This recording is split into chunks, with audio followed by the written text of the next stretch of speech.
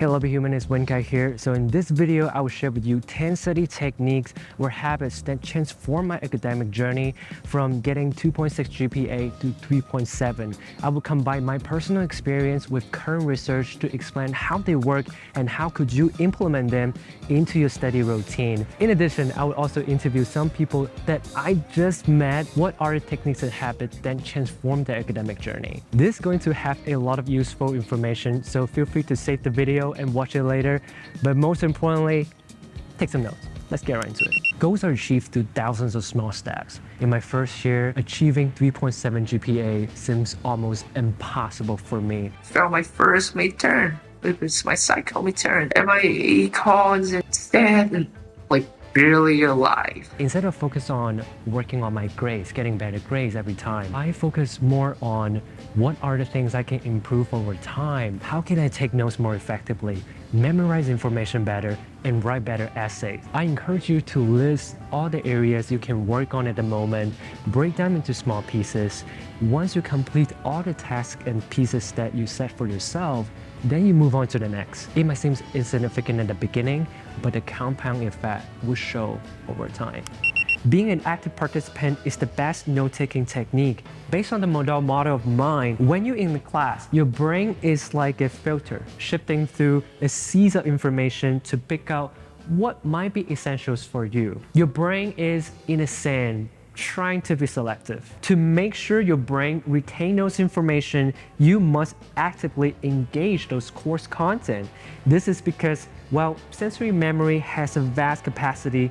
Our working memory is quite limited. When you actively engage in the class, asking questions, talking with your classmates and professors, those are important because you're telling your brain that, okay, this is important, we might need to remember it later. It's so easy to sit back and go, oh yeah, I get this. Often what's happening is that you're just sort of following along and you don't realize what is new. Kind of interpret everything in terms of what you already understand. At the time that you're listening to the lecture, it's so important to process it. I don't mean to sound like an old guy because this is still good advice. Forcing yourself to write notes by hand, it may look old-fashioned, but it slows you down because you can only write so fast. It forces you to think, okay, what's the main idea here? What do I need to write? What do I need to remember? Writing by hand gives you much better comprehension than taking notes with a keyboard.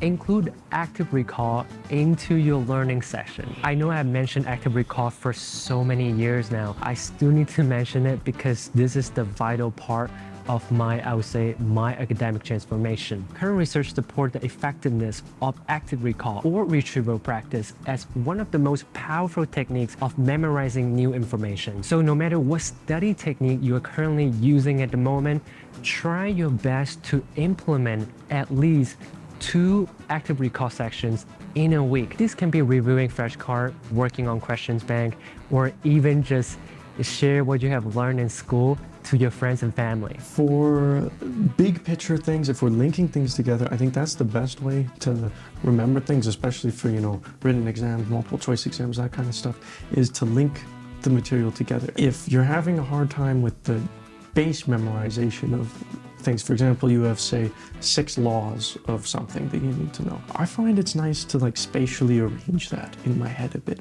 So some people might say, here's a kitchen and the chair is this law and the table's this law. I find that gets a little convoluted, and personally with me, the kitchen might change every time I imagine it, so it kind of gets iffy. But even if you just did law 1, 2, 3, 4, 5, and you can point anywhere you are. So I like to do that for the basic memorization, your fingers to toes, etc. If you're applying your memory techniques to your person as opposed to your environment, then it doesn't matter what environment you are in, and then you feel more comfortable in that test environment.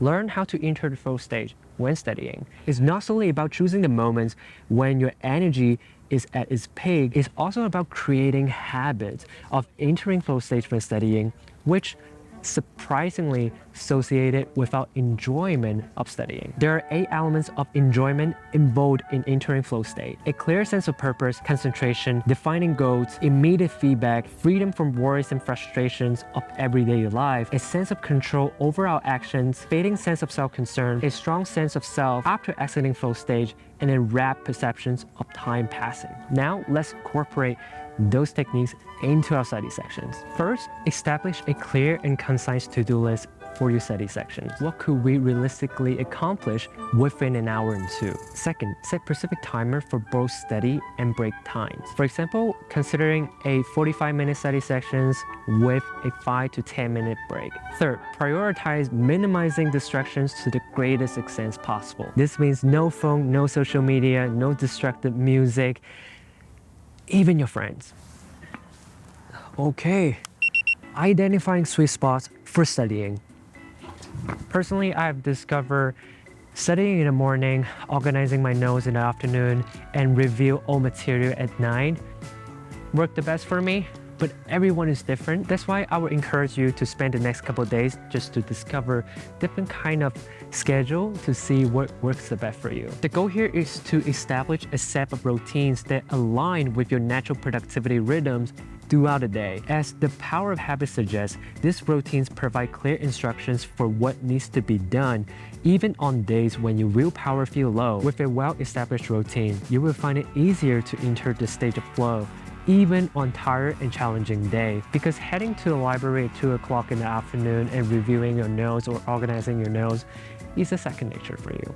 I took this human memory class and I learned this like serial position curve and the learning curve. At first when you like get the information, it's in your memory, but it's like in your, short-term memory. But then as time goes by, if you like keep reviewing it and reviewing it, it goes into your long-term memory. So whenever the class would end, I would go home, and then before like sleeping, I would just like open up the slides, just scroll through them, like not like actively read them, but just scroll through them so it's like back there in your mind. Whenever the exam was up, I used to write it down. Like, you know how writing the material down makes you memorize it more?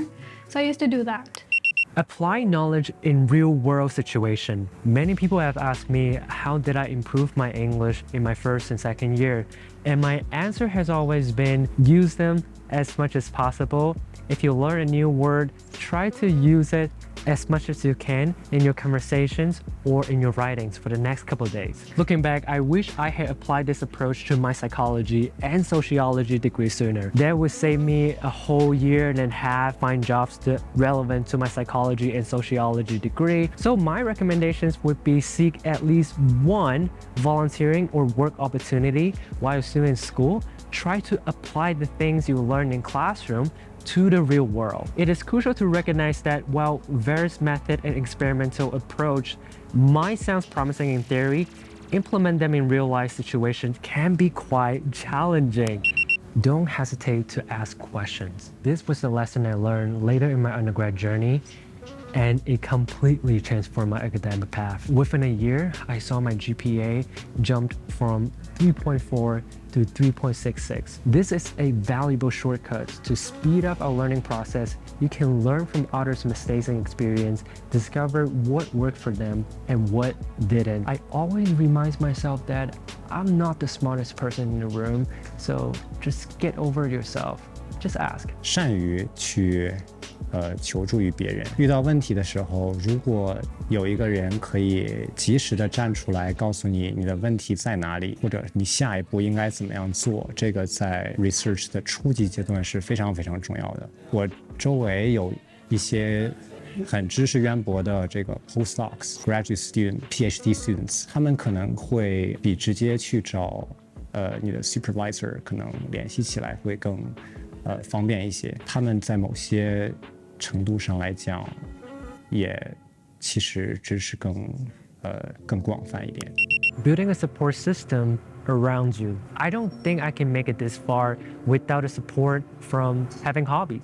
My friends and families and professional support. To achieve success, it's important to have a robust support system around you because it's not going to be easy. Here, I will introduce a mental first aid technique called PI. P stands for prior resources. I represents internal resources. E encompasses external resources. I encourage you to list out your PI to identify what are my support system when I need it. Here, I want to finish this session with a quote from Kobe Bryant. People don't always understand how much effort from how many people goes into one person chasing a dream to be great.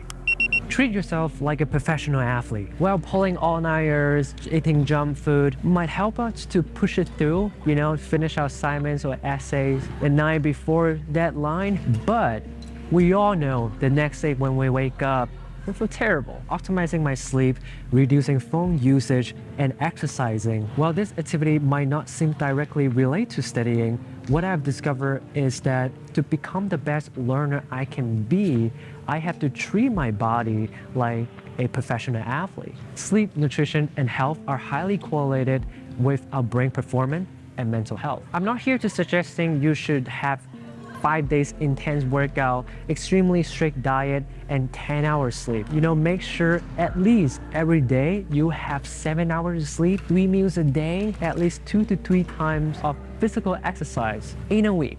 After all, every achievement loses sparkle when our health takes a hit. You learn nothing from success. You learn everything from the failures. And this is the thing that annoys me about the state that the world is in at the moment is no one talks about failure anymore. It's like shame. Like failure is shame. And it's like, oh, let's just bury that and not talk about it. No one goes, oh, what do we learn from this? Whereas with success, everyone shouts about it. But there's nothing in success. Success happens from failing hundreds of times. In the past, I thought that becoming a great student means not failing, not making mistakes, and being perfect.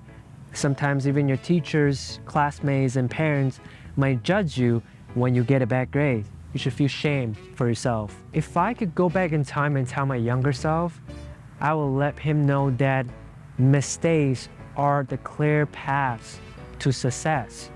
They're telling you the things you can work on, and if you're able to fix them, you will get better. So the more mistakes you make, the better you become. For me, the definition of a good student is someone who studies smart within the limit time and energy while finding peace in their life. I think jumping from 2.6 to 3.7 GPA is not a journey of becoming a perfect student, but understand what I truly want in my life. 有的时候，单看成绩、单看 GPA 这个似乎是一个比较，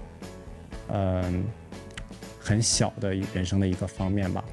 但其实还会有更多有意义的事情在等着我们去做。我们在本科的时候可以更多的去打开自己的眼界，去学习一下不同的领域的人们，可以看看他们都在干什么。You done well. You have done well. You should trust, to believe yourself. You can, everything's getting better, and you can't compare with others because they're not you. Okay, thank you so much for watching, and I really hope you learned something out of it. And if you have more techniques or habits that help you a lot, please share in the comment section and help others. Yeah, I will see you in the next one. Bye-bye.